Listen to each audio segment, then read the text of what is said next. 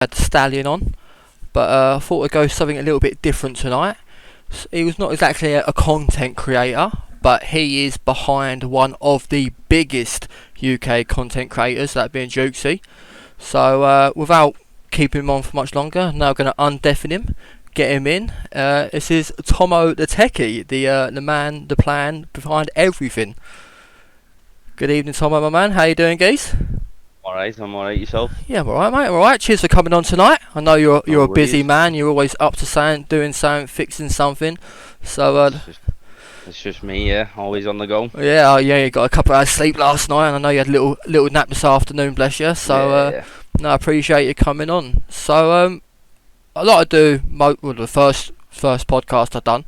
I want to just take it back, like right to the beginning, like gaming. Obviously, you're in and around gaming. You've played it. You now manage obviously Jukeyz and Luke Dutch and things like that. So like, what got you into gaming to begin with? Like, what was it? The first game? What was it? PC, console? Like, what piqued your interest? Computers in general. So when I was a kid, I used to go to primary school. When I used to come home from primary school, my uncle always used to be in ours, so we used to have a better internet in the family. Yeah.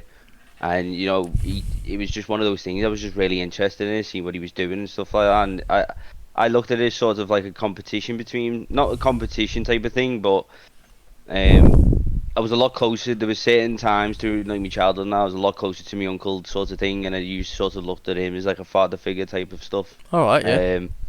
And then I just always remember one day he bought a laptop. He bought a laptop and he couldn't get any internet connection on it. And I sat there and I said to him, "Have you tried unplugging? What was it? I can't remember 100% what he was trying to do. But I said to him, "Have you tried doing this, blah, blah, blah?" And he was like, yeah, that won't work. So we went to the toilet and I done it and it came back and it worked. And I turned around and I said, "You don't know what you're doing." And then it was from then I sort of thought to myself, like, because I looked at him, I was like, yo, he's the clever one about it all. And then I thought to myself, I have potential for this. But it was a very young age, I think. Was it that laptop? Was it one of the big old chunky things? You know what I mean? Not these slim. So it was a big chunky laptop. Yeah. I still remember like my old PC and everything that I used to have back in the day, like one of the CRT monitors. The monitors were that fat from the back. Yeah, proper things. Yeah.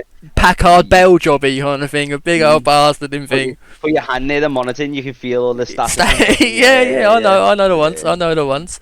So you got into that. Your uncle piqued your interest, kind of thing, and you realised that you're picking it up quite quickly regarding the problem solving and this, that, and the other.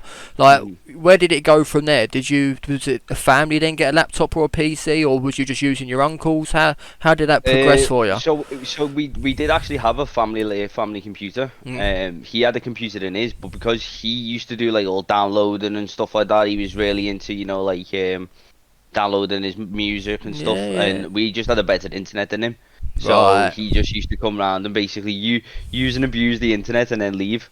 But yeah, that wasn't so that was sort of what sparked me interest. But what sort of diving forward just a little bit, what sort of mainly sparked me interest type of thing was when I was gaming. And what's this? Quite lucky. Console, PC still? Console. So Xbox or PlayStation though?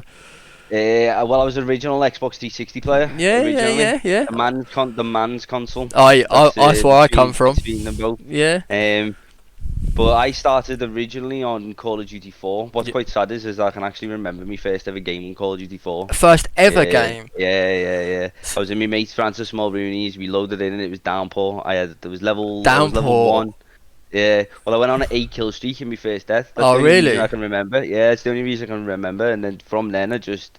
What did you pick up first? Custom class, obviously, the ones they give you. Was it back then? Was it AK? The No. So as soon as you would spawn in and you were level 1, you didn't have creator class. You would have the M16. That's it. With the noob tube. So therefore you wouldn't have the first perk. You would have stopping power and extreme conditions. Yes. Oh, stopping power. If you didn't run stopping power as your middle perk. Yeah, it was pointless. Either that or Jugs. As Jugs started to sort of creep into the competitive side. Don't get me started with Jug. But yeah, I picked up the MP5, and then what's even crazy is the MP5 is not even like my main sort of thing. No. This is I'm an AR player. I like to play it a little bit slower. You know, Pick your angles. Yeah. Think where I don't like to run. I'm getting old now. Well, I'm 26, so I'm considered old in the gaming scene. I'm still 2 years older than you, mate. So you're all right. But yeah, so Call of Duty 4 was my sort of first original COD. Then I got a gaming laptop. Oh, yeah. But I remember. So we're jumping forward quite a bit. So this is from, I think it was secondary school. Got a gaming laptop, and I always remember. I woke up for breakfast and I just had some sort of addiction, mate. I had this like. You had to get on it. Get on it. Yeah. I used to go on it before school. And dickhead me. This is why, like, now, if I have my PC on my left, and even my missus will say all of this, I have to have everything on the right water and stuff like that. Away from it all. Yeah, because what happened was, I was going on my way to school. Well, I was having my breakfast, and there was a cup, like, literally sitting here somewhere.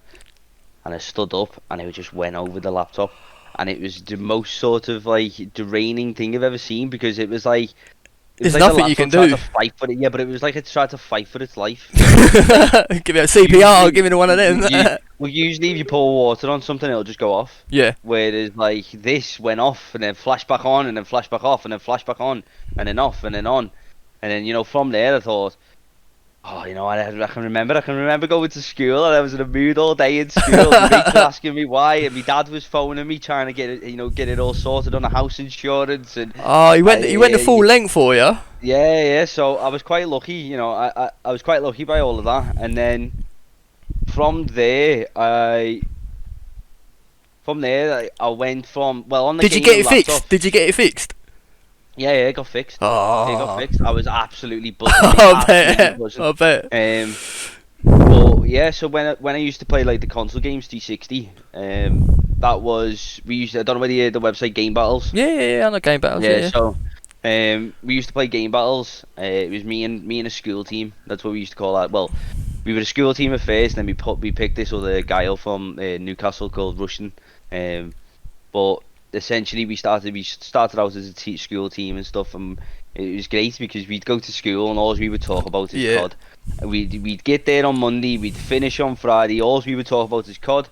We'd then get home Friday night, play as much COD as possible for Friday, Saturday, Sunday. Yeah. And it was great because every time someone would do a sick play or like do a clutch or something like that, that would be the first thing that was discussed Monday morning, walking through the gates and that, you'd be straight like, oh, did you see this thing? Yeah. So I do miss those days massively. I miss playing.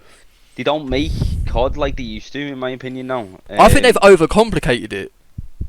I don't think I think the problem is that with the sort of like development of technology and stuff, there's a lot more you can do mechanically than you could do back in the day, and I think that's where the restrictions were back in the day. Like, you couldn't really do stuff mechanically. No. But if you take like CS, Counter-Strike for example, 1.6. I don't know if you've ever played it. Like, played a little bit. That game was dominant for years, and now if you still look at CS:GO now, it hasn't changed much apart from like the looks of it. It's still the standard guns, pretty much the same maps, this, that and the other, and up until Valorant come out, it dominated for years upon years. That's how I'm comparing it to when I say that they overcomplicated COD. That's how I'm saying it. I prefer to play a game where instead of the grass being like a bush type of texture, I just prefer it to be green. Yeah, that's the way. Like, you know, I come from a playing field where like for example, the Call of Duty. So my favourite Call of Duty is Call of Duty 4, then Call of Duty Modern Warfare 2. Modern Warfare 2 is where I sort of realised that I actually was quite a decent player. Yeah. I think back in the day on the GB records type of thing, our school team was something like 295 to like 13 or something like that. See, my school team were just pub stompers. We'd literally get in a full lobby and not lose all night. Constant, literally just annihilating people, and that's the feel of just going into a different game, different people, and knowing full well they're sitting in their room, absolutely pissed off with you because they can't get out of spawn because you're all set up on the spawn trap just over and over and over again. Just that domino. But I never really found out about gang battles until probably even after school. So like when you're going into like college or sixth form, whatever it would be, and then by that time I was too busy out with the lads kind of thing like that. But yeah, I can see the addiction if you get it competitively while you're at school, because we like it in pubs. I think I became addicted so early because I started young, very young. You know, I can still remember my first GB game. You got a memory on you haven't you? I've got my missus is in the chat, so she'll laugh about this. There you go. I don't have a very good memory. If it's something that is sort of like an interest, or it's, you know, something that's like close to me type of thing, I do remember it very well. I'm the same. I can remember. So it was a 4v4. It was a 4v4 on backlot, and it was TDM, and we were called Slap, Scouse Lads I'm Proud. All right, yeah. I like that. And I think, what year was I in? I'm sure I was in like year 7 or year 8. I was very young. Cool, that is young, yeah. And how old were you in year? Were you 11? When the 11, the game must have been out, honestly, for, I don't think it was out for very long. No. And then we jumped straight onto the GB scene, so I played with my childhood best friend was called Liam Stanley, and I played with his brother and his cousin. And the reason they got me in is because my mate Liam turned around and was like, "Listen, you know, you want to see Paul, you want to play against Paul." And then I can remember it like it was yesterday. We lost. Well, in fact, I think we lost the backlot. We won Crossfire, and then we lost Vacant. That's 3 good maps. What was that map where they had all the missile silos on it? Is that? My word. Do you know the one I'm on about? They had a hangar. They had 2 hangars one end, 2 hangars the other. Yeah. And then the smoke could have come up. Do you know what? Right. So I quit. That's funny you mentioned that map. I quit. So when I quit, like, I started to play with my mate Liam, and then we sort of like we split off into I was in a separate school to him, and he was, and we sort of, you know, as you go older, you part away type of thing. Yeah. Countdown. Well done, chat. That's the countdown. One. Yes. Countdown. So, I remember. So the way our school worked is you had K and OW, which were classified as like the clever types of kids. Yep. And then SLEY. So it was like K was the most clever, and then SLEY, Y was the worst. Yeah. I was in S. All right. A lot of the lads I played COD with were in K and OW. Right. So they had completely different timetables to me. So I didn't really jump on the wagon with them until I think I was in like year 9 or so. All right. Yeah. But they already had experience playing the maps, and it's funny you mentioned Countdown, because I remember playing Countdown as well with myself, my mate Luke Chappell, my mate Bob Worthington, and it was a 4v4, and I remember I went 0-8. Oh, on Countdown. And I remember I said to my mate Bob, I don't know what to do, and this is what I used to say to Liam when Liam first started playing. Bob turned around to me and he said, just copy what they do.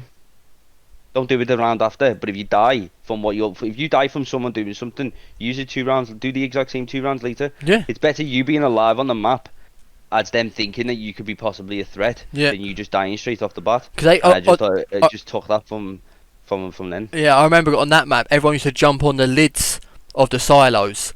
Because you used to be hidden by the smoke, but if you got a certain angle, you could peek. I remember that map. Yeah. But if you were in a gunfight and you started jumping about and you went, the humiliation of falling down there. Some of the stuff I know on Call of Duty 4 is like on backlot. See, here's something, for example, if you lie down on a light in backlot, you're bulletproof. You can't Never knew that. Yeah, there's loads of stuff. I used to know the old jump shots, the jump spots, where you used to jump from spot to spot, and then you can literally get on top of the map. I used to know all them and that, but I never knew the old invisibility on top of a lamppost. Yeah, I used to know loads of little tiny bugs and stuff like that. But the amount of hours I just put into it. Oh, you know, it was an it's- addiction. It was literally an addiction. I said I was in the same boat as you. I'd get home from school, I'd pile my mum off, or she'd be like, this, that, and the other. I was like, oh, I'd rush, get it done, this, that, and the other. I'd go straight onto the Xbox 360. No full well, you get the little. Did you have the old wireless dongle? Or was you cabled? See, I had the wireless dongle. The old little antennas that popped up at the back. Yeah. Remember the white ones? Remember the white one originally first? And he did the one antenna, and Yeah. then he brought up the black one, which had the two antennas. Yeah. Yeah. See, so my dad's very old school. He didn't sort of like it all. He was like, you should go out, you should do this, and I was quite blessed, really, in a way, because my best mate from around mine at the time got into a lot of serious trouble, and I used that as ammunition and said, you know, if I go out, I'm gonna be hanging out with him. These are the people I hang around with. And then my dad sort of come to the realization, was like, okay, well, you know, let him stay in. But yeah, I remember being like, my dad used to turn the internet off for me certain times in the night. Yep. I'd sneak in, try and turn it back on, to the point where he used to take it off. And because the coaxial cable used to be so tight in the back, he'd take the wire for the plug. Stuff like that, yeah. But I don't know. I do miss gaming. Do seriously miss gaming. Yeah, oh yeah. I don't game nowhere near as much as I should do. So yeah, with your busy time schedule and what you got up to, mate, I'm surprised. You said you barely got time to sleep nowadays, let alone get on a game. But yeah, no, I mean it's mad. It's mad the way it's all sort of come from. Cool, Like, you got it's you got to think back when I'll say we loosely. Cause I'm only a couple of years older yet, but when but the games still come out at the same time. So regardless, like we were playing the same games at the same time. Mhm. Like to begin with, if you were indoors all the time, like your parents would be like, "What you doing? Get out! Go and climb trees! Go and build dens or whatever it is." You know what I mean? And then, but we were like, "No, there's no one to play out with. Everyone's inside." And then as I got older, I started going out and getting up to the mischievous stuff, this, that, and the other. And I bet my parents at the time were, I wish he'd stayed in there. Like, exactly. He's coming in at whatever time at night, he's hanging around whoever he wants to. Blah, blah, we don't know. I'd much rather just sit in his room. And like, I don't. To be honest, like times changed. Like, I got daughters now, and if they wanted just to stay at home, just game, I wouldn't mind it. Like, I know where they are, they're safe, not out causing trouble, but the only thing is you have to be careful of who they're talking to online. Exactly. So it's worse of two evils, isn't it? See, with me, I'm a big firm believer of like, you have to. So, for example, one of the big things for me is I used to play a game called RuneScape years. Yeah, I know RuneScape. I dabbled in it, but I was more of a Habbo Hotel kind of geezer. No, but, like, it's quite sad, yeah. But I literally from like the ages of 14 to about 17, I probably spent more time playing RuneScape than I did like sleep. I know people now that still play it. Like daily, addicted. they put hours into it still. So. But basically, I remember. So this is why, like, I have this mindset. So, someone told me to delete something on my PC, and I was naive and believed them, and then my PC broke. No. Yeah. So then, like, I have that sort of exposure where it's like, you can warn someone, but the best thing to happen to them is just let it happen, and then that way, then you learn from the lesson. Yeah. I know that one. Different scenarios, but I know that one. Yeah. Well, that's it. Like, I just sort of being like, sort of like the family IT guy. You know, my mum and dad turn the telly off with the red button. They asked me to come and turn it back on. You know, like, that sort of stuff. So, yeah, I've just always had that interest. And I think that the main sort of spark for me though was I was lucky enough to play game battles before all the booting, all the DDoSing, and all that sort of came around. There's still people about in today's scene that used to do that. Definitely. Now, I can still remember this as well. So I was on, what's the map? It was Modern Warfare 2, and it was like, oh my word, what's the map? Describe it, it's got like, what's it called? Oh my word. Well, basically, I was on this map, right, and I remember I mantled over this thing, and the next minute I just went straight offline. And I sat there and I thought, because it was brand new to me, you know what I mean? I'd never gone back offline. I was known for having a decent connection. So you run downstairs, check the box, whatever it was. Checked everything, and I was like, okay. And then like rebooted everything, didn't come back on, and I was like, okay. Now boosters back in the day, well, technology's advanced a lot more now, but boosters back in the day, mate, like, you used to boot the router, and, like, you'd wait, like, 4 to 5 hours for it to just sort of, like, calm down. Yeah. And then we came up against the same people about 2 weeks later, and I got kicked off again, and I sat there and I thought to myself, what the hell is happening here? And then that's what sort of sparked me interest in it all. I was like, okay, what is he doing? Why is he doing that? And then, I don't know, from the technical background of, I just enjoy knowing. I'm a bit like, I love being correct. Sadly, like, I just love being correct. Yes, there's nothing wrong with that, mate. Nothing wrong with that. So I just said that's what mainly sort of sparked me interest. When I realised there's absolutely nothing you can really do about being boosted offline, I was like, okay, well, you know, you've got to get on with it, kind of thing. Mm-hmm. I just seen a question pop up in the old chat. If you could play one game for the rest of your life, what would it be? New, old games, any game. If you've got stuck on a desert island with Wi-Fi and a one game that you could play for the rest of your life, what would it be?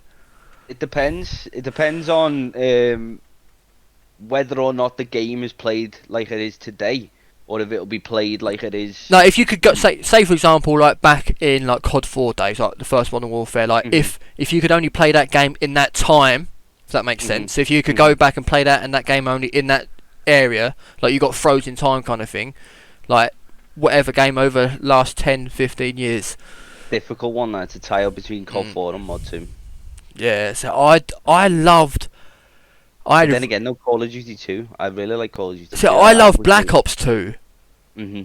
Black Ops 2 is, for me, was just mad. Like just the gameplay was brilliant, the maps brilliant, the guns were brilliant.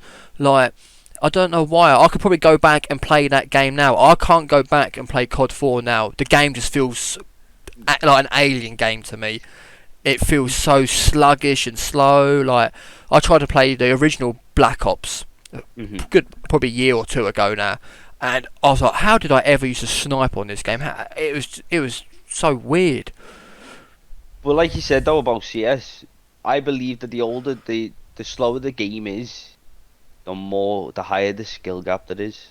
Oh, 100%. The more thinking goes into it, the more strategy. This is why I didn't really want to play, or I quit mainly to jetpack games, because I have this discussion with Luke Dutch. He loves his jetpack games. He loves AW. And I sit there and I say, like, he goes, well, he gave me a good example. He said, well, what happens if you're trapped in a corner? You can't do nothing apart from challenge them. I said, well, it's your fault for getting yourself into the corner. Yeah. Like, the people who play the jetpack games, they want to get themselves out of certain situations and they basically gun people because they have a very good shot. Yeah. Do you know what I mean? It's like get out jail free cards. Yeah, they want to shoot like 20 feet up in the air and then just gun people. Where like, it's boots on the ground, 100%. Call of Duty 4. It would probably be, my pick would definitely be Call of Duty 4. Like, yeah, some of the stuff I know on me is just so like my record in it. So my record in a TDM is 62 kills. Nice. It only goes up to 75. Yeah. That was on strike. I can remember I got my first ever free-for-all flawless game on what was that map we were talking about earlier on with the silos? Downpour. No, with the silos where you can fall down the hole. Someone in chat said Countdown. I got my first ever 25-0 on Countdown on that game. That's and I was using I can't remember how I started off or how I got there, but I can remember I got to like 20 kills. I was like, hang on, I can win this whole game without dying here. And I think I ended up sitting in one of those hangars at the back behind the boxes with an RPD. I weren't moving. You're going on about the one where you got normally when you got two hangars on the right. When you're looking over on the right, you're sort of looking towards like a crash helicopter. Yeah. I was in that and I weren't moving. I was like, I got need 5 more kills without dying. Anyone comes, I had an angle where I could see the side door and the front door. No, I don't think it was the side door on that one. There was the other side. I can't remember which one it was, but I was like, no one's getting past this entrance or in here without dying, and I won it, and I was so happy. I just won the entire game without dying. I was like, I'm the best. Controller was on the floor. It is crazy when like you look back and you think like you know, like your best game type of thing, and then you look back now into how like you sort of not even just mature as a player, but like how the game changes and how you improve as you go Yeah. along. I'm still a big firm believer of like I'm probably the one, and this is me being big-headed, but I'm probably one of the best players for the amount of game time that I put into games. Like I barely play, and I can go and I was live on Liam's stream the other day, in fact, and everyone was telling me to turn the camera on because they thought it was Liam playing. And I was like, and then Liam was in the chat saying like no, because you know it's just once you like I try and explain to people, once you sort of get like to a level of COD on like gun skill wise, the rest just comes with game time. Yeah, Like, the it rest is. just Yeah, comes it with is just game time. knowledge of the maps and rotations and angles. Exactly, exactly. Yeah, 100%. But one of the big things I hate about these new games, and I think I can't remember what Cold War is like now, but I've just remembered when you said about Black Ops 2, the pick 10 system. I like to be as fair as possible. As fair as possible in regards to you pick one attachment, you Yep. pick on average the 3 same sort of perks, everyone has the same playing field.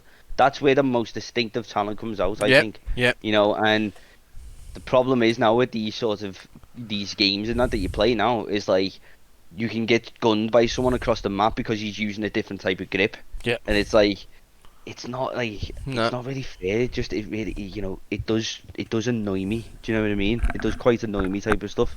So, But I do think like like today, Cold like War, nowadays, matters. Interesting Warzone. You can both have the same. Was it FFAR? yeah. But you can have a couple of different attachments on it, Mhm. and they're gonna melt you just Mhm. because of that. Even though you Mhm. could be the better player, you could have the better accuracy, this, that, and the other. Just the fact that they got one or two different attachments completely changes that game, that gun battle.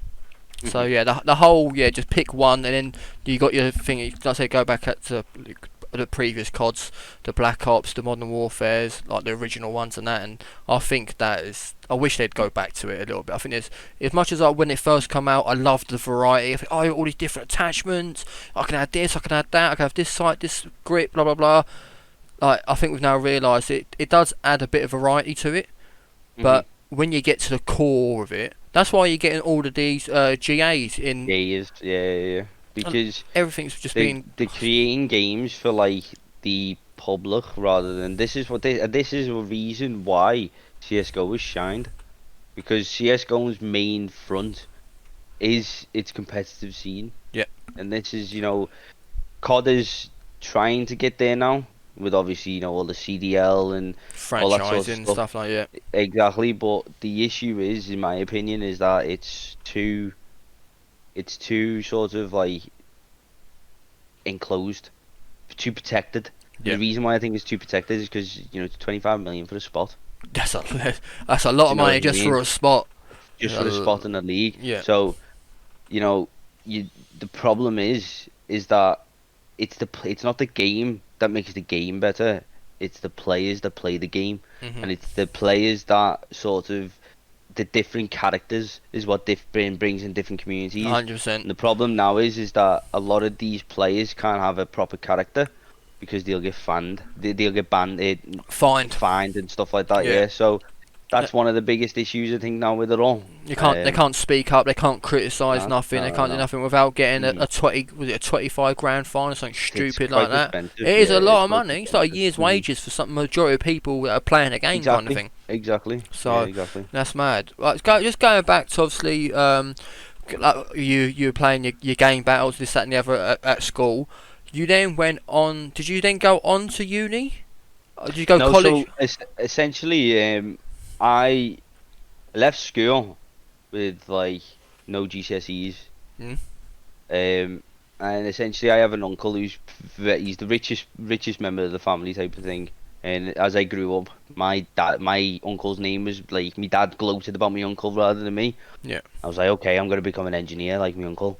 So I'm a fully qualified fabricational welder. I've done fabricational welding and stuff like that. But decent money. I've done 2 years of that, and I said to myself, like, I don't want to do this. This No. just doesn't interest me. So then I went to the same college, Kirby College it was. I then transferred from me level 3 engineering qualification to level 2 IT. Yep. Because I didn't have any GCSEs to put me straight onto level 3. I've done my level 2 in about a week and a half. Okay.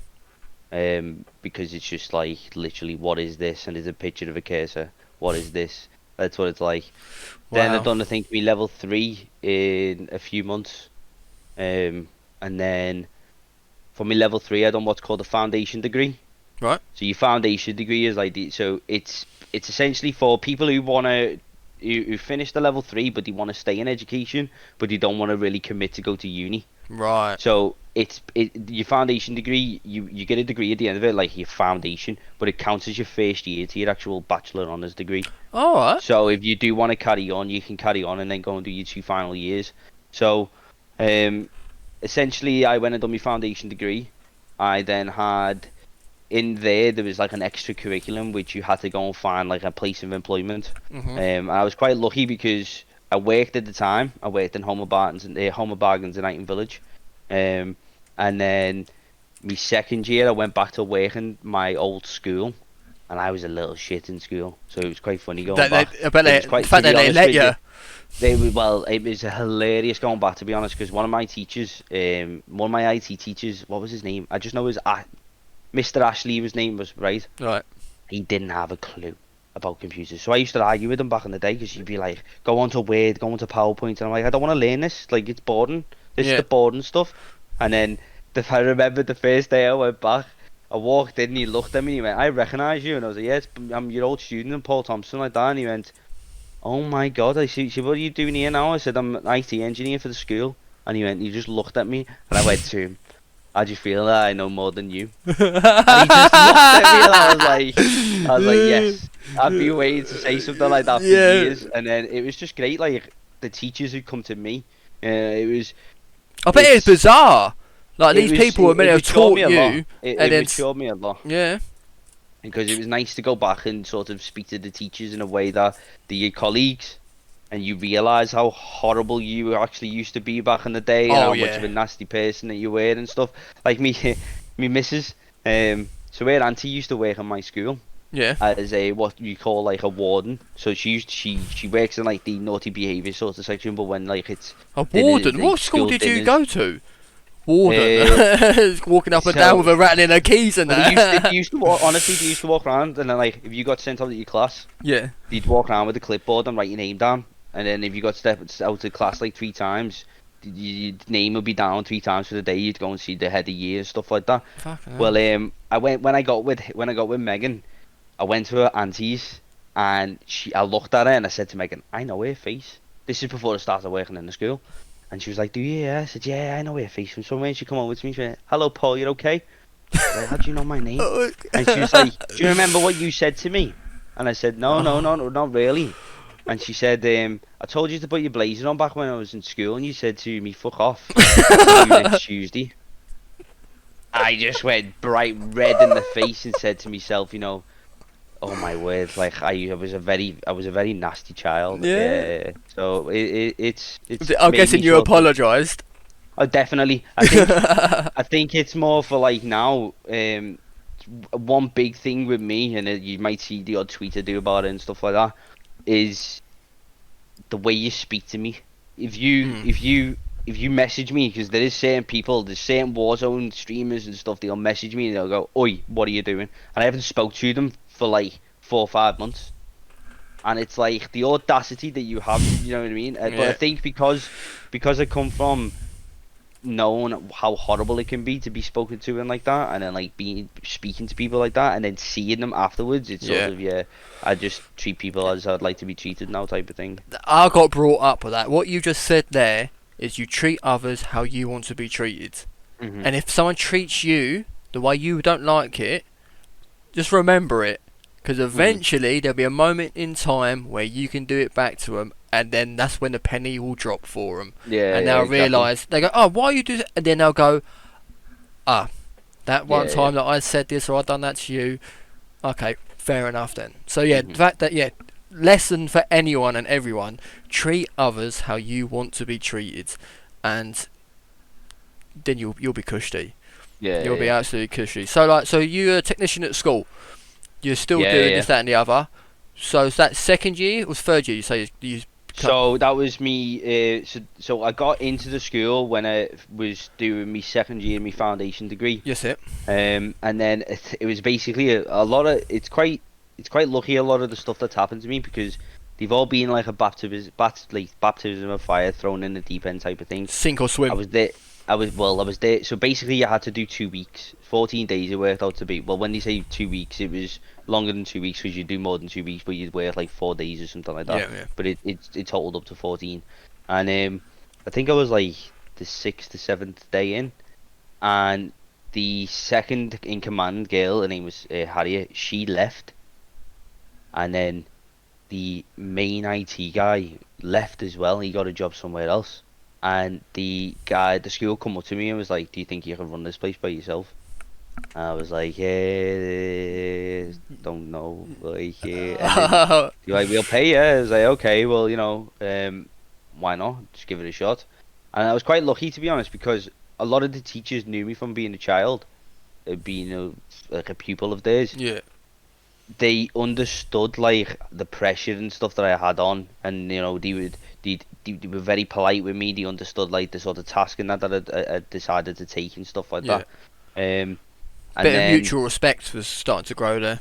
Yeah. And then after about 4 months, a guy called Philip Muscat, who was honestly I owe everything, like the majority of the way I think, the way I tackle sort of projects, everything. He taught me my professionalism, everything. He's like my second father. Like I can phone when I just previously, not long, well, it was about a year ago now. When I left my last job, I was on the phone to him for 6 hours, talking about how am I going to go about doing it and all that sort of stuff. He taught me everything. I can just remember like me professionalism. He used to get me to phone. He used to get me to phone people. And I remember he said, "I want you to phone this printer company. I've got an issue with this printer." And I went, "Yeah, that's fine." And I just remember I answered the phone, and she was like, she introduced herself. I said, "Yeah, so basically I've got a problem." And then like he's on the other side of the room going like this. And then he was great. I remember I come in once and he said, I want you to say the phonetic alphabet," and I was like, "I don't know what it is." And then he went missing for 15-20 minutes. He come back with a massive A1 piece of paper with the phonetic alphabet printed on it. Stuck it on the wall in front of me. I want you to learn that. Yeah. And then that's the type of person he was. He understood that. It's handy knowing your phonetic alphabet as well, especially if you've got an accent. Like I've got occasionally I've got my Essex accent comes out quite strongly. Also, you got your accent and that. So when you got to try and speak with other people from outside your area, if you say A, B, or C, like D, E. Like just little things like that, S, F, like you can just whack out the old phonetic alphabet. It's a handy little, thing to have in your back pocket. So fair play to your geezer for teaching you that. Yeah, but then basically from the school, I finished my first. So then I went into actual Edgell University to start my Bachelor of Honours, and I finished so I then decided I took it part time. So I originally had 1 year left. Yeah. But because what you can do then is you can take it part time, and then what happens with it being part time is that it'll get divided up into 2 years just to reduce the workload for you and stuff like that. I done my first year of that fine, and then I basically bit off way more than what I could chew. I decided to I left the school because I don't know whether. There's a company called Cunningham's, and basically what they do is they do cashless catering systems. So when you go into school, for example, I don't know, when your little girl probably goes to school, she'll probably have a feature like this where you put money either online on the online account, or you put money on, and you scan your fingerprints and stuff like that. Well, another company came in and sort of like, they used to program for Cunningham's, and then they realised like, why are we making this stuff for Cunningham's when we can just do it ourselves?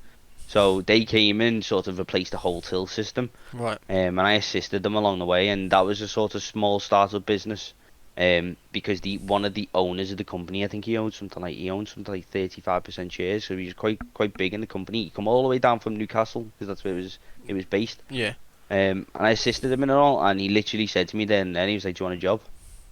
And it was nice money. It was nice, I think I was, God, how old I was now. I think I was like 20, 21, and they offered me like something like 40,000 a year. Yeah, so I sat there and I was like, yeah, definitely do need to do something like this. And then when I say a bit off more than what I can chew, I was in uni and on a Fridays, and I'd not long lost me nan from like all of that. But I was driving to like Glasgow. I had only had a course in at the time, and I can remember, in fact, my first week I went from Liverpool to Milton Keynes, Milton Keynes to like Essex, Essex to Sunderland, Sunderland to Newcastle, Newcastle to Glasgow, and then all the way back home. That was the one. That was what it was genuinely like. Like it was, you covered the whole entire, because there was the whole entire United Kingdom was 4 engineers. That's how small the company was. There was 4 engineers. So I decided to say, went back to uni and I said to uni, listen, I need a break. I think I'm 26 now, so I think it was about 22, 23. Yeah. And they call it intercalation. So it's basically you can have a break from your studies. Oh, Don't yeah, ask me yeah. how to spell it, I can't spell it. So you take a break from your studies. So I had done the first break from the studies, and essentially I felt myself going sort of like down a depressive hole to originally like sort of start with, and I thought I've bit way too much of you than what I can chew. Speaking to Phil about it, and Phil was like, "You're gonna burn yourself out," and this is what I say to the likes of Liam Rice, all of these streamers, like, you never want to experience burnout because it's a serious thing. Yeah. And it will literally, it's not something like that'll creep in. One day you'll just be gripped by the balls by it, and you'll just feel like the whole world's coming down on top of you. Exactly. And then I decided, so I done a year in BioStore, and then I said to them, I said, well, I'm going back to uni next year. I need you to sort of, if I'm going back to uni on a Friday, I need you to put me within like a 30-mile radius of home on a Thursday, for example, so then I can actually get home, have a decent night's kip. Now that was sort of sorted, but the problem is then the managing director, who we had the sort of agreement between, she stepped down. And because she stepped down, the agreement then sort of collapsed. Yeah. So then I went back to uni and I said, I can't do this, I still can't do this and that. And I was quite lucky, to be honest, because there was a woman who was the head of year called Colette, and she was the first teacher I went in and seen to and stuff. And she pulled me aside actually, and she said, have you been out? And she accused me and everything of like taking drugs and stuff. I was like, no, why? She said, Paul, you look absolutely like wired. Where have you been? And I was like, I've just drove all the way down from like from like a job type of thing, and I was just it was mayhem. So I had another year of intercalation. Then a company bought BioStore out, and then I said to myself, okay, well, I do need to finish uni. I do want to finish uni. Yeah. I had like those years of maturity type of thing, but it was the job just wasn't for me. The money was nice, but I was never home. Would never get to see me missus. No. When did you meet Megan in all of this? Because obviously, not long after I finished my foundation degree. So me and Megan have been together for about 6 years. Oh, okay. 6 or 7 years. But it was very like, this is why I say to people as well, like, I've witnessed it. You never do things for like, money's nice, yeah, but you never like dedicate, like, you never take a job for the sheer money of it, because the only person I was speaking to on a daily basis was either my colleagues via the phone or Megan via the phone. I'd drive from, and I'd only been driving for like 2 months, for example, and I was driving from Liverpool to Glasgow or Liverpool to Milton Keynes and stuff like that. It's a long way to drive after not driving that long. Yeah, I love the job though. Like, I just love the technical stuff behind it. So one of my favourite things is I went to Rangers Football Club, so I could actually say this today. I mean, I hope they've changed it now, but I could probably walk up to Rangers Football Club, put my finger on, and be able to walk through the doors. Yeah. Because there's an engineer's, there's an engineer's fingerprint on there, which is, well, I don't know whether anyone's been there since, but I was the one who set all the doors up in there. 78 doors in total. Yeah. Big old job. Yeah. So I was there for about 2-3 days, something like that. No, I think I was there for about 3-4 days. And then a lot of it was sort of setting it all up remotely. But I loved the job. The technical side of it was brilliant. It's just a travel. I just love to sit there. I love to sit there and think. I just enjoy thinking. And then when you start to get a bit closer and start to understand, that's the biggest buzz for me. It sounds proper nerdy. Nah, because that's what everyone has their own little vice or something they get excited about, and you're very lucky that yours you can tie in with work. Because like a lot of people, they'll go to the mundane job Monday to Friday, doing whatever they got to do just to get their paycheck at the end of the month, and then they go and look for that buzz. But the fact that you can get that whilst working in whatever capacity you're doing it in, if it's building PCs or fixing up Liam because he's done something wrong with his, this, that and the other, or back in the day when you're setting up Rangers, like the fact that you can get that buzz and be doing it whilst earning money, not a lot of people get that, mate. But that's what I thought though originally, and then that's when I sort of settled in and I said to myself, like, this money isn't like, you know, I was stuck on the M25 for I think it was like 3.5 hours and I moved like half a mile. Yeah, that's You know, that's enough to push anyone over the edge of the M25, mate. Being like, it's a bit depressive talking about, but being depressed in that at the same time, it's not. I genuinely do feel sorry for HGV drivers who do suffer with mental health, because man, like, you're driving on the roads. Like, I'll be driving on the roads, for example, for like 4 or 5 hours, and there's no one to talk to. There's no one to, you know, it's not as if there's someone on the side of you, stuff like that, and you then became your own worst enemy and stuff. So I left BioStore, went to a company called Apex Network Solutions. They provided first, second, and third line support for schools and businesses across the Northwest. They were brilliant. Yeah. And then when I went back to uni, they were brilliant, mate. They paid me for my 5th additional day, even though I didn't work it. You know, they sort of valued me as an individual. Yeah. And then I done my first semester in uni when I went back, and uni felt completely different. It felt like my mindset was just a lot more, like, it was a lot more mature. Yeah. I had no friends, so I wasn't messing around in class. And you were there to do what you had to do and get it done properly. Yeah, kind of yeah. thing. Yeah. And I got a 2-1, and I was very, like, 2-1 in the first year. Well, when I say first year, first semester, sorry. Yeah. And I sat there and I thought to myself, my mate worked it out, my best mate to date, like Gary Mangan, he worked it all out for me and stuff, and he said, you're about 3 marks away from a first year, you know. And then I sat there and I said to myself, any decision I make regarding work is only a problem until I get another job. Yeah. Any decision I make regarding uni will affect me for the rest of my life. So I then decided to leave work, concentrate on uni. That was tough, like, you know. Yeah, I bet. The hours and stuff like that, you know, spent so many hours doing my dissertation, and I'm not the most academic. Like, I've been told I've got dyslexia, but I'm a big firm believer I've got dyslexia. Cause we've had chats before about this, haven't we? Yeah. And when I got told I had a first, like, I just burst into tears. Like, to someone coming from, like, no qualifications, no GCSEs, who feels like they can't structure a decent sentence in English, writing stuff, to then now getting a first class honours degree in computer science. I was like, yeah, mate, like, it just shows though, if you can do it, no disrespect, in the way that you just described yourself, anyone can do it if they put your mind to it. Anyone can do it if you put your mind to it. But I just see, I think is that your missus? Mega 9. Yeah. I just see what she's put in there. You haven't changed a bit. Like I say, from what I understand of, like, we've had talks prior to the podcast for hours, and from what I know of you, this, that, and the other, you haven't changed a bit. No. Which is, once again, kudos to you, mate. Because I still know a lot of people that I wouldn't recognise them from who they are now to what they were years ago. And to be honest, some people might say the same to me, but I've just matured. I've got a missus, a fiance, I've got kids now. Like, that makes you change. But in the way that she's described that you haven't changed, like, they're the things you don't want to change. Do you know what I mean? You see, what's mad is like when you said before, you started to go out. If Jetpack Games didn't come out, I would never have met Liam. Never. Oh, I would never have met Liam. You know, I met Liam in a party in town where he was gloating about the fact of how good he was at Call of Duty, and basically I had to gun him down, and I did. And but like I said to the guy in the taxi on the way to sort of the venue, to what me and Liam done this morning and that, like, he even turned around and he said, like, because I told him the story, he says it's a blessing, like, you know, that's fate.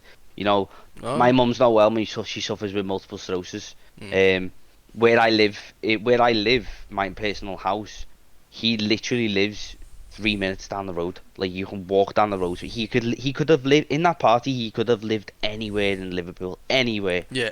His mum's not well. My mum's not well. So like, he reminds me of like a younger brother. Common ground. His family remind me of me. So Liam reminds me of my sister, and I remind myself of his younger brother Keaton. Yeah. Because the way we speak, like, you know, when my mum falls over type of thing, my sister will try and cheer her up and laugh. Whereas then, because of the way I deal with certain situations, I'll shout. I'll be like, you shouldn't be doing that, you should be doing this. And that's the exact same with Liam and Keaton. The exact same. Our dads are the same. You know, both of our mums are sick and stuff. So it's just, the way he introduced me to, you know, his mum and stuff, I said to, like, it's, you know, I've got to give him respect. But what makes me laugh even more, on which I know it definitely was fate, is when I said to you I worked in Home and Bargain. I worked Monday, Tuesday. Well, I think I just finished like my weekend stuff, and I done Monday, Tuesday, Wednesday, Thursday, Friday, and then I worked a Sunday as well. Yeah. And there was a lad called Nicky Rogers who started on Friday. I went out on Friday night, sorry, and that's when I met Liam. When Nick didn't work on Saturdays, but when me and Nick went back into work on Sunday, Nick turned around to me and said, "Believe you're on with my best mate Liam on the weekend." So I trained Liam's best mate up in Home and Bargain. I then went out that same day and met him without no sort of, you know, like, here's my mate, or come out, got a party with my mates, kind of thing. Yeah. It was just, it's crazy, you know. Stars aligned, mate. Think of how many people there is on the planet. Do you know what I mean? Or like, even in the Northwest, for example. Just in Liverpool. Then, like, Liverpool. It's mad. It is mad, and I say this to him all the time. Like, the realization still hasn't really settled in. Like, I don't think it will set in for you until, in like maybe 5 years' time or even 10 years' time, you look back at, like, you and him have had an amazing journey so far, but it's still on the up. Do you know what I mean? So in 10 years' time, right? You're 36. So you'll say you're 26 now, didn't you? Yeah. You're 36 now. Like, you look back and you go, how you remember this story? You remember meeting him at the party, this, that, and the other, and you think, oh, this, that, and the other, this all led to where we are now. That's when it will set in. Yeah. It's mad looking back at messages between me and him, and then like seeing the way we were back then to now. You know, when he got sponsored and that by Red Bull and all that happened, and me and him had a little bit of a drink, I spun round in his chair, and at the back of him he has his TV, and we hung all of his shirts and everything over and all of his stuff with Red Bull, and he looked at me and he went, it's mad to think that this is all started from a party in town, essentially. That party never happened in town, and he said, you just give me something to do. Like, that was it. You just give me something to do. You just sort of like, you know, you just give me the foundations type of thing. The analogy I like to come across is, you know, you've got a son. You're buying me football boots. You assist him along his journey, but it is his hard work and his sort of work ethic that gets him to the position that he's in. Like, I'm saying this now. Liam's the most competitive person I've ever met. You play him a game of ping pong, mate, and he'll go away and you'd beat him. You'd phone him, he won't answer. You'd go round to his house and there he is sweating his tits off or something in the front room with a ping pong table. You'd be like, what are you doing? He's like, I've been at this for 16 hours having me a game. Because that's the type of person that's the type of person he is. You know, and this is the reason why I believe that he's considered one of the best in the world, because... Oh, yeah, 100%. He doesn't like losing, but if he does lose, he uses that to fire himself again to not lose. Like, fair enough, you beat me once.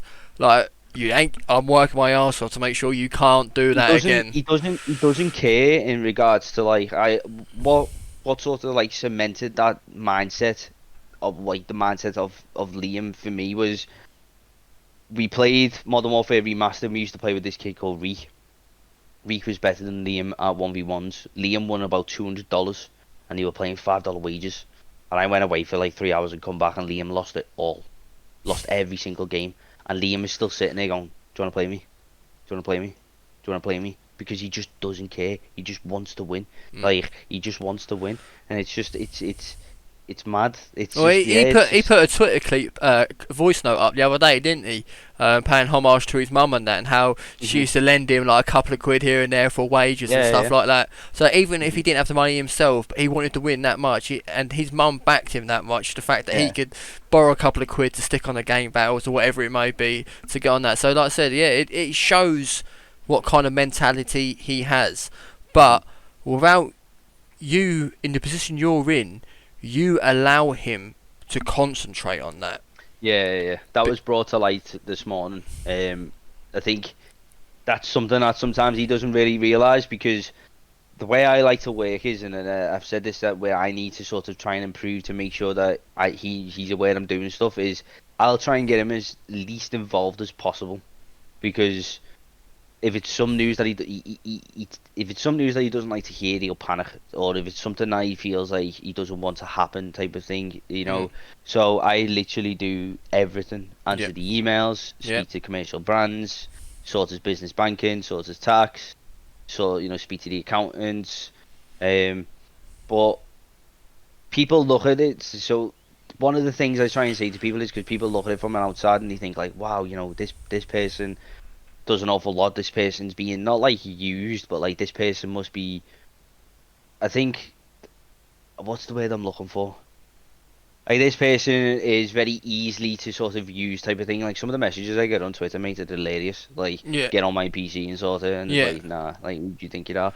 But what people tend to forget is that me and Liam have been mates for like 4, 5, 6 years, 7 years, in fact, something like that, before even all this sort of started or kicked off. Yeah. So it's not something that you've just jumped in on and thought, let me help you do this, that, and the other. It is something that you've both nurtured one way or another together. So like, but what people forget is that I wouldn't be here if it weren't for him. So at the same time, yes, he owes me. Well, at the same time, yes, he owes me, because obviously I do a hell of a lot for him. But I always say that I do believe he would be associated with gaming in some sort of way, and he's talented. Like, I taught him the basics. Delio taught him quite a lot. Delio taught him the communication, stuff like that. You can break it down to the fact that you were the one that told him to stream. You were the one that gave him your PC to stream from. Like, not a lot of people know that. Well, I don't think they do anyway. I gave him a brand new white Scuff controller, Scuff Impact, and mate, I got it back, and it was turning brown. Just pure sweat through the walls. Well, yeah, I don't know.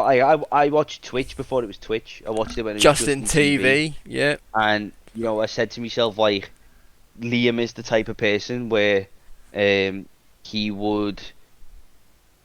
What's the way I'm looking for? The lights just come on in the garden. It's just sort of the mind's just gone blank, He'd persevere. He'd keep going and do what he's got to do. Oh yeah, so he would sort of be cemented, and he would sort of be still playing and stuff, but I don't think he would be where he is.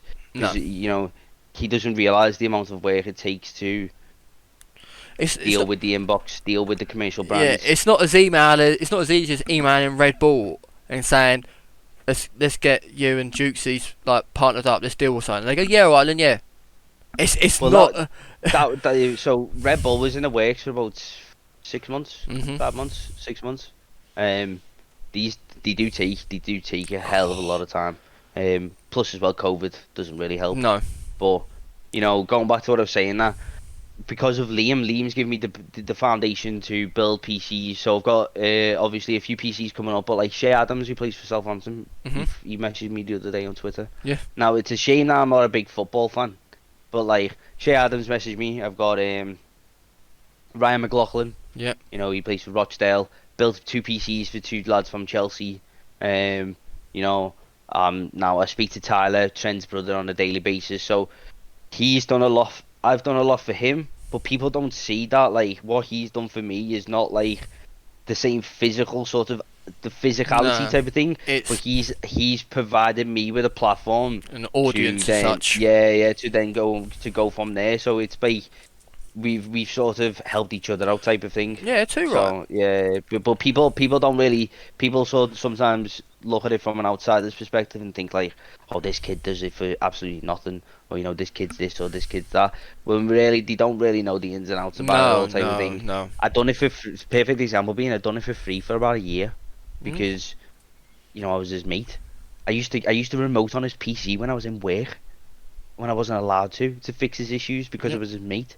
Do you know what I mean? Like, mates do things with mates, and people sometimes forget that just because I'm his manager. Do you know what I mean? Like, Yeah, you didn't come in as a manager. No. Yeah. You were mates, and you've built on that friendship, and built this what I think will be an empire of some description within the gaming, streaming, content scene. Like I said, from what I'm aware, you're one of the first, or he's one of the first, if not the first, UK gaming partner or Twitch streaming partner. From what I'm aware of, I can't think of anyone else. When you say Twitch, UK Twitch streaming partner, or as in like with Red Bull. So like, so he is the. I could be wrong. He is the second Call of Duty Red Bull athlete behind Nadeshot. Yeah, he is also the only. Because Halo was Flamesword.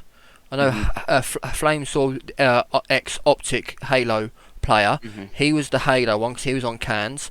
Nadeshot was obviously the first one, the biggest one. And then I can't think of anyone else. I can't think of anyone else. I can't think of anyone. No. And then I was told by Red Bull that going into 2021, he would be the only UK, I think he's like the only European or the only UK based gaming athlete.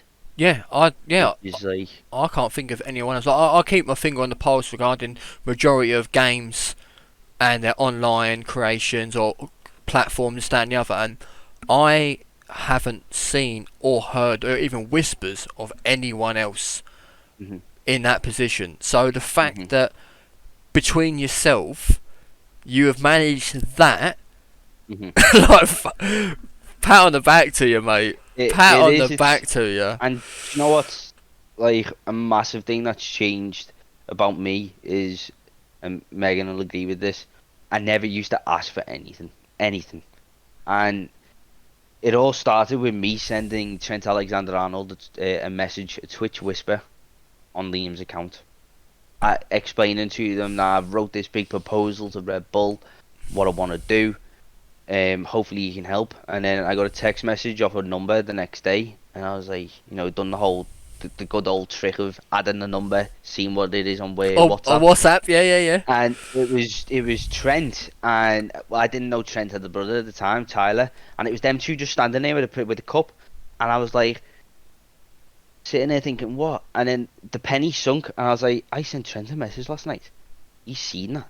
And then I had a conversation with his brother. We then signed for the agency. Yeah. And then from there it's gone up. I mean, I'm now blessed to be with Luke Dutch as well. Yeah. I do wish I could do a lot more for Luke Dutch. I think the issue is, and I do think this is a thing that a lot of sponsors still look at Scousers as not like the type of thing, because Luke Dutch is a platform. He's a huge platform. Look at the size of, and how quickly he's done it. Exactly. He got Twitch partner in 3 days.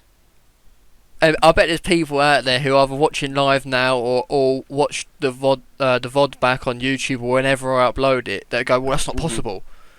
No, yeah, you got it in 3 days. The reason why, and I can say the reason why you got it in 3 days. Can you? Because I know, but I don't know if you're allowed to say or not. No. So he obviously somebody at Twitch. Like this is what I'm assuming. I haven't really been told, but this is what I'm assuming. Obviously, someone at Twitch obviously knew who he was, or he's liked his content from somewhere. Obviously, with it being from TikTok.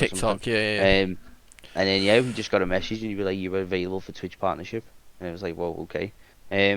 But Luke's a good lad. Luke works very hard. He doesn't stop. He doesn't stop. But the issue is he, and he said this himself. We contacted a big sponsor. I think me and you discussed about it. Yeah. And then they come back and basically they were like, no, we don't want it in this type of way.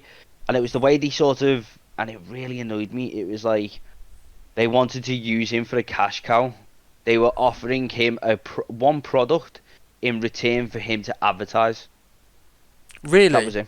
That was it. Yeah, that was it. You have to. I'm getting you. Did they send the email to you or did they send it to him? He sent it to me. No, we'll have to. We'll have a little talk about that. Because So it was, you know, at the same time, because Luke's young. He's 20. Well, I thought he was 19, but he's 20. You know, so Liam's what, 23? I think he's 24 now. But all of this sort of sparked off when he was 23. So Luke's got a long way to go. If you have to look on paper as who is probably the more on internet famous, probably Luke. What from how long they've been in? We'll call it the game, for example. How long they've been in the game, from where Liam started to where he is now over that duration of time, to where Luke started and where he is now. The duration of time is. Oh yeah, definitely. It's like that. Yeah. It is like that. But the only issue is, because it's like that, it could... I'm not saying it will, because I don't think it will. I think he'll still skyrocket. But it could also go like that. So I think he needs to keep the momentum going and keep literally rocketing the way he is and give it not even a year. I think if he keeps going the way he is, numbers he's pulling in on his TikToks, on his streams daily, like... what he's done in such a short period, that can only keep going up as long as he keeps doing what he's doing. Yeah. They will notice him a lot quicker than what they noticed Liam. Yeah. It's just it's a shame that it's happened. That's the only bad thing about it happened so quickly. That's the only downside. That's the only thing. That's genuinely the only thing I can really think of is what these sponsors probably possibly look at. You know, the life expectancy of the individual, the trustworthiness of the individual, how old is he mature, is he not, you know, and the difficulty is the type of content that he does. So it is sometimes on the edge. Exactly. I think that's what a lot of them sort of worry about. But what I try and drill into him, and what I drill into Liam, and I drill into a lot of them is it's not all about like how big your stream is or what, you know, what's the word I'm looking for? It's not about signing for an organisation. It's not about, you know, signing for sponsorship deals or stuff like that, stuff like this. It's about having or treating your stream as a business. So advertising your business through your stream and then making yourself a sort of capital company in the sense of you've got a lot of money, a lot of wealth. And then when these companies come to you, you're the one who's calling the shots, not them. You're not the one who's sitting there saying, well, I want my contract changed for this. You're the one who's then saying to them, we want all that gone. We want this. We want that. If you don't give that to us, we'll go elsewhere. And there will be other people there. So that's what I try and drill into him now. And I do like Luke. Luke's a lot easier to try and get information through than I think it's because he's so young. He's had time to see other people do and go through what he's going through now. So I think he sees it as more of a business and is more structured in what he does. Whereas Liam is a competitor. At heart, he just wants to win, be the best that he can, and then everything will come with it. Whereas Luke is still... I watched him play Warzone. He's a decent player. Decent player. Very good. But he knows that's not his selling point. Well, it is one of them, but his personality, his content, the way he thinks about things, like what he does regarding like when he's streaming, he gets his TikTok clips.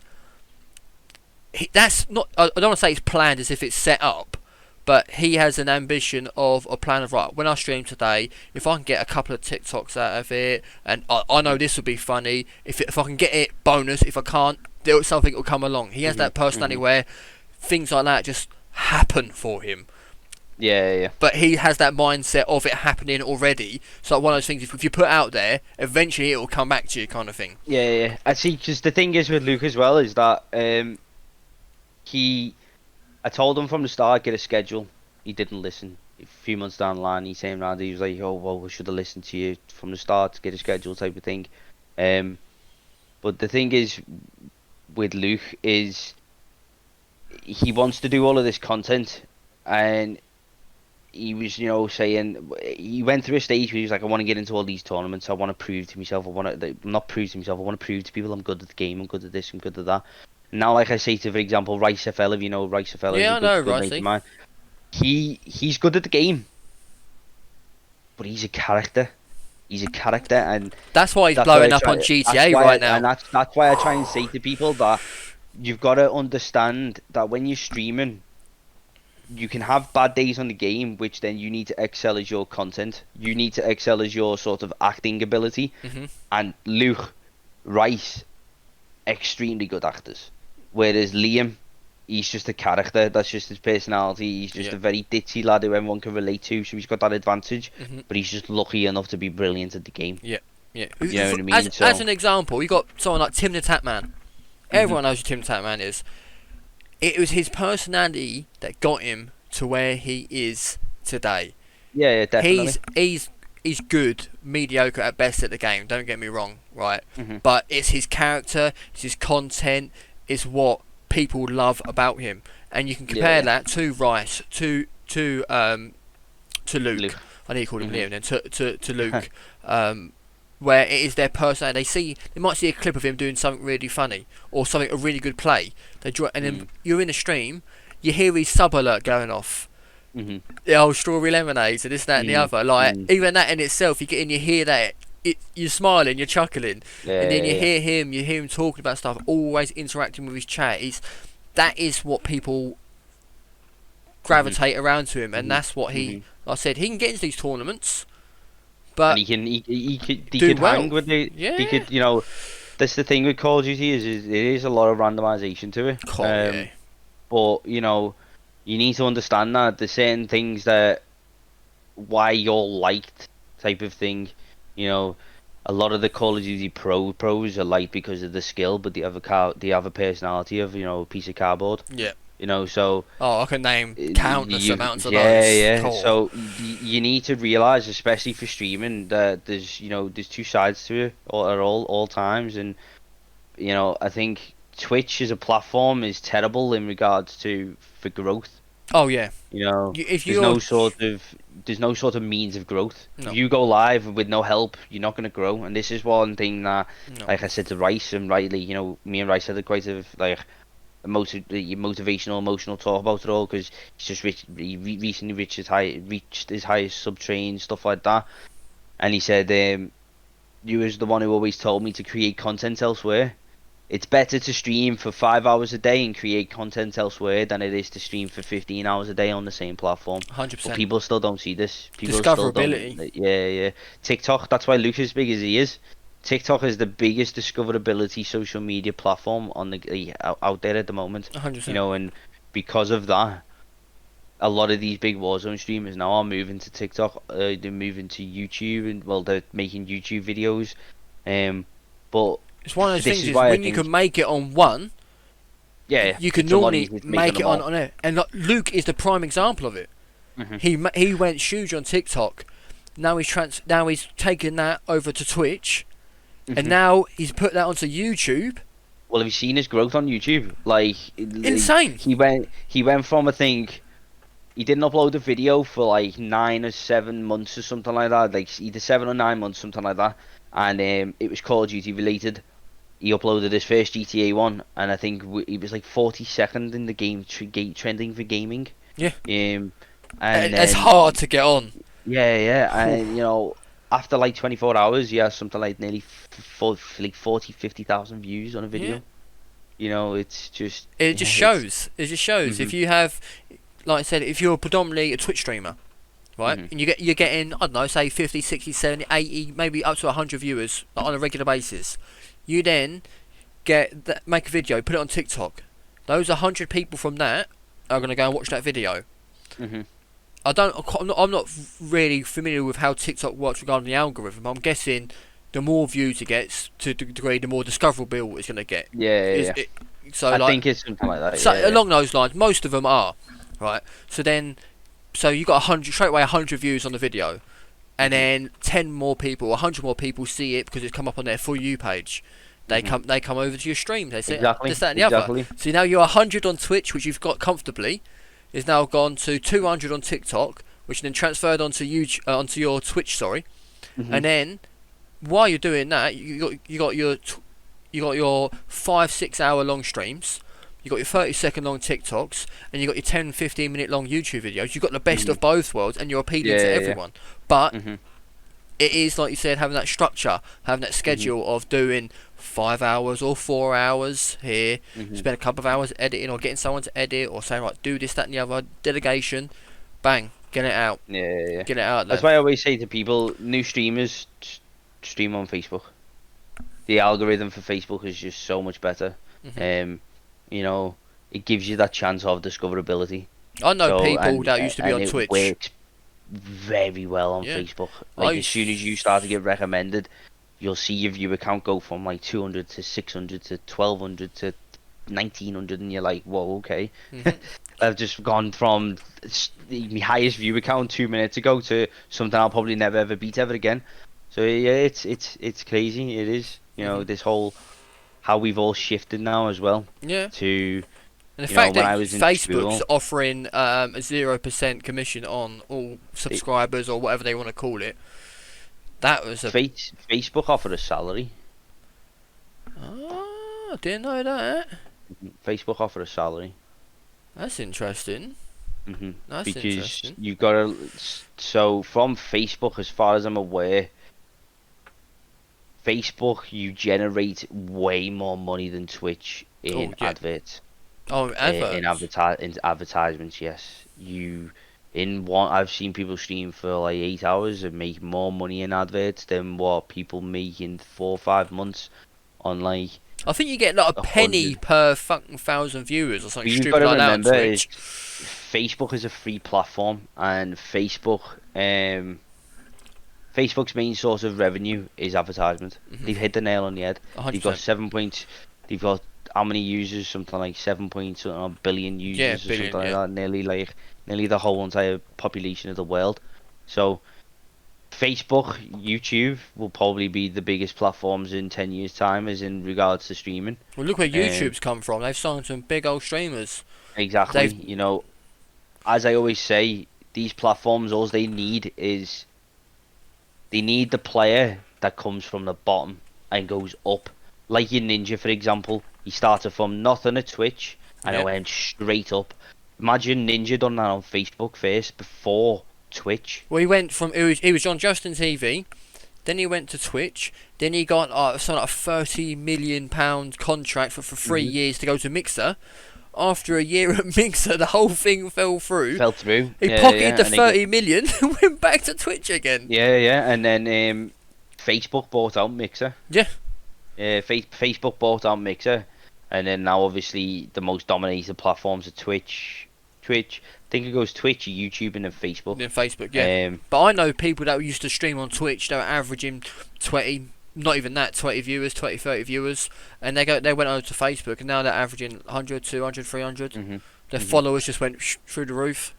Some of the lads I speak to, they said the platform's a lot more different in regards to like you can get 3 kills and it's all dads and lads. Like the dads and lads are sitting there and like, oh my god, that's awesome. Whereas like on Twitch, they want you to drop consistent 40 bombs, 50 bombs.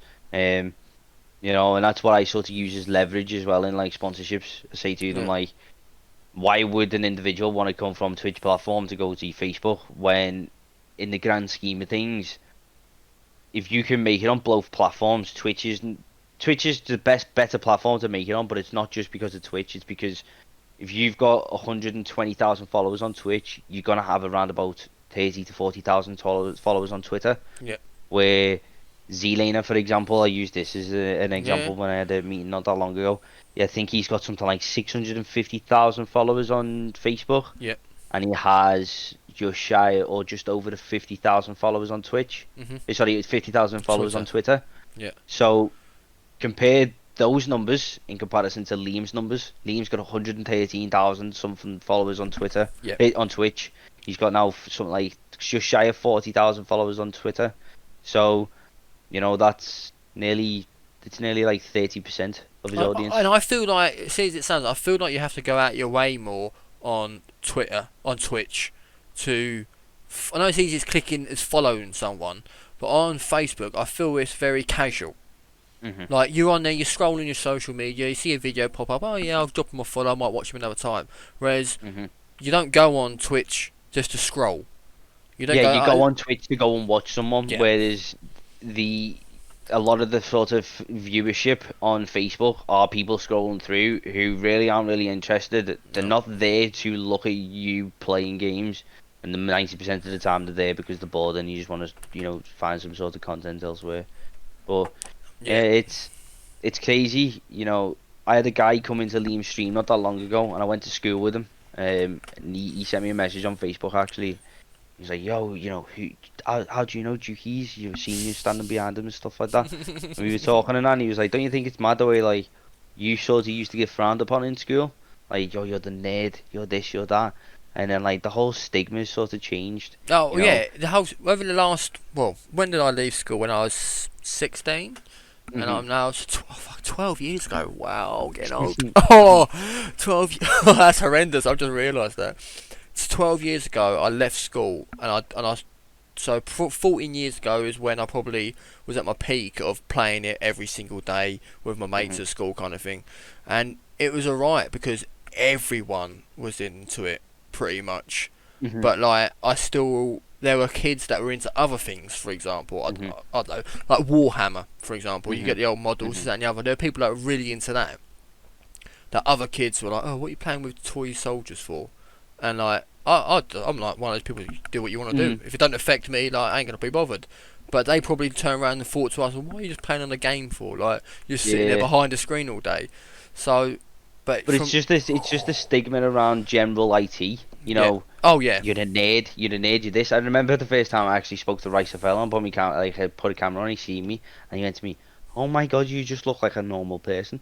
I was like, yeah, I'm not a nerd. I was like, I'm not a nerd, I don't, Like I don't Jukeyz have, out of The like, my pants all Simpsons. the way over. Yeah. That's what I was saying. Like, I was expecting you to be some proper, like, nerd and stuff like that. I said, no, like, just a normal lad who's got a passion in computers, and Yeah. I've got a problem-solving brain. By the time you think of one problem, I've thought of 10. Yeah. That's just the way my brain works. Yeah. 100%. But the whole stigma's changing. All of these famous people now moving to the platform. The likes of Built a PC for, like, the Paul Smith. Yeah. There's a lot of people on there who are from, like, the in-betweeners. Yeah. You know. Well, you just look at the people that are bought into the CDL teams. Yeah. Well, Steve Aoki. Yeah. Nicky Romero. You got the NBA players. Exactly. One of the owners or co-owners is one of the baseball team owners. I can't think of their names off the top of my head now. Well, the owner of Paris Legion is, or shall I say, I think it's the owner or the guy who runs Paris Legion is the son of the guy who owns PSG. Yeah. So the real, but I think the reason why these so many prolific people is because Call of Duty's been left in the dust for so long. There was tournaments, but the tournaments weren't anywhere near the scale of CS:GO. No. Then there was this whole, everything needs to be franchised for it to be these sorts of stuff. Well, the CS:GO is not franchised. No. It's the only sort of really big game that's not franchised now, but it depends on the audience. It depends on and this is where, when we went back to the start of the podcast and that, where if Activision keep going down the route that they do and stuff like that, they're gonna make it much harder for the game to get bigger. But then that's the problem, where is Call of Duty ever gonna fall off, because it's such a cemented title at the moment? Yeah. So what I worry about is, with it being franchised the way it is, it kind of cements the teams that are in there are going to be the only teams that are in there. Like, you're never going to get a team coming up through Challengers, because what happens if you're in Challengers and you're really good? You just get picked up by one of the franchise teams. So, like, there's no, like, you back in tournament, back in the days when you had the MLG events and this. Look at United. Yeah. So United, for example, started off as a Challengers team, and when it made it all the way to the semi-finals. Yeah. So it does take away that, and after like, which is even, well, hasn't even, like, I haven't discussed, like, I used to see Wuskin and Scraps in Fnatic and IW, and I was like, that's sick. They're from literally down the road, and like Liam gave me the platform to be able to go and speak to them. I've been to their house, I've seen them, I've built both of the PCs and stuff. Yeah. And I've sat down with them and I've had these humble conversations out with them, and both down to earth lads going, them but two. There needs to be more teams, as Scraps emphasises so much. There needs to be more teams. There's so much talent out there, so much talent. Especially down there gone 4v4 as well. You're putting so many people out of a job, essentially, and there's this whole person of like, you can have a stand-in, you still get paid a salary and all that sort of stuff. No one wants to be a stand-in, though. Exactly. The bloke standing in the background. Exactly, but what makes me laugh is that like all of the people who are standing in, if they could come together as a team, they could be the championship team. Yeah, on any day. On any day, because it's genuinely true what they say, that Call of Duty is, well, from the pro level, they say it's easy to play, and it's whoever turns up on a day and plays the correct Call of Duty. Yeah. But yeah, that's yeah. Oh mate. It is mad how that's one thing I've taken from this podcast with you, because like I said, we're roughly the same age, give or take, how much it has grown, evolved, changed, whipped around for the worse, for the better, and it's still so young in its infancy. If you take football, basketball, American football, like if you take all them, they've been around for years. Like this has all happened in the space of 12 years, 16 years. Yeah. Do you know what I mean? For Call of Duty anyway. But even like prior to that, like if you take CS 1.6 into it, like where for me I first saw competitive, like that CS:GO Counter Strike come out in 1999. That might seem ages ago, but in the grand aspect of something like in football, the grand scheme of things, it's not, and it's gonna take. For us, for Call of Duty to get to a level of like CS:GO, it's gonna take that long. It's gonna take a lot of hiccups. It's gonna take a lot of mistakes. Just with a lot more money in it now. Yeah, and the problem is because there's so much money into it. There's the risk of you've got to please all shareholders. You've got to do this. You've got to do that. And it's one of them where, like Overwatch, for example, Overwatch got franchised and then it just fell off because it was franchised. Yep. So it's one of them where you can smother it so much, but you can't do it too much because otherwise you'll kill it. Yeah, it's like you keep that ember burning. You don't want to let it go completely out of control, but you don't want to let it die out. You just need to keep it simmering on. Yeah.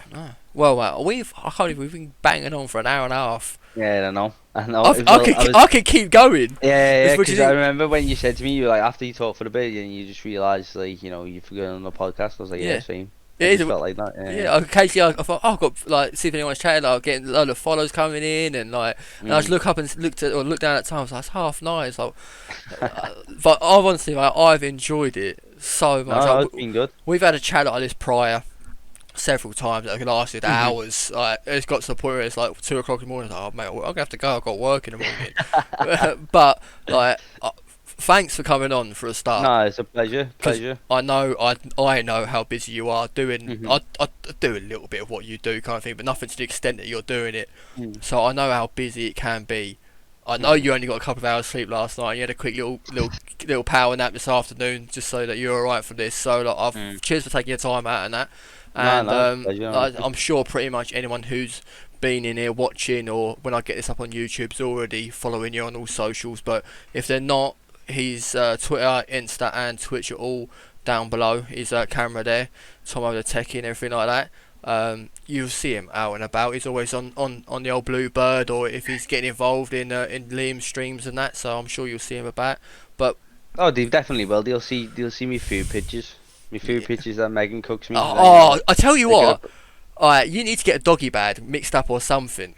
Because the plan is to get her a coffee.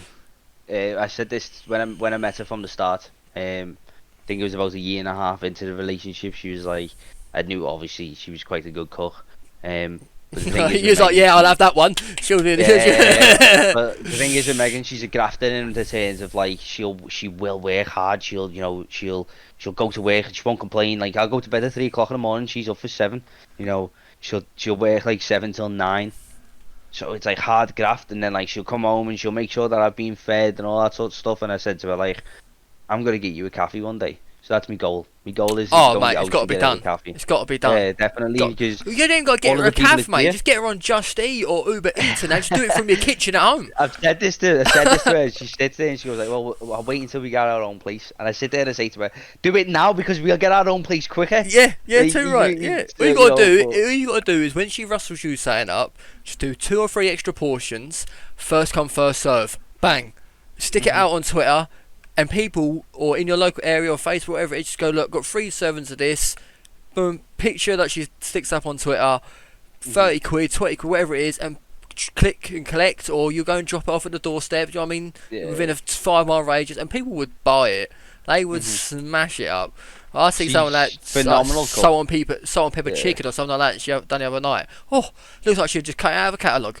Yeah, honestly, as my mate Nibki says, you know, what's the point in going to a restaurant when you can just go in the house and it's just there. Yeah. Like, she's phenomenal cook, and the thing is as well though is that she just does all the, like, as a hobby, and this is what I try and emphasize to her, like, you know, because it's difficult for me and her because she doesn't really have much hobbies as like I do. Yeah. So it's easier for me to keep myself occupied, where then, you know, when she's not occupied, she's, you know, she's sitting there, she's left alone type of thing, and I do feel sorry for her and that. So, you know, I'd love for her to have this sort of like platform where she can cook, she can, you know, because she'd excel in it massively. Yeah. You know, I remember if you years enjoy ago, it, used to be at ours.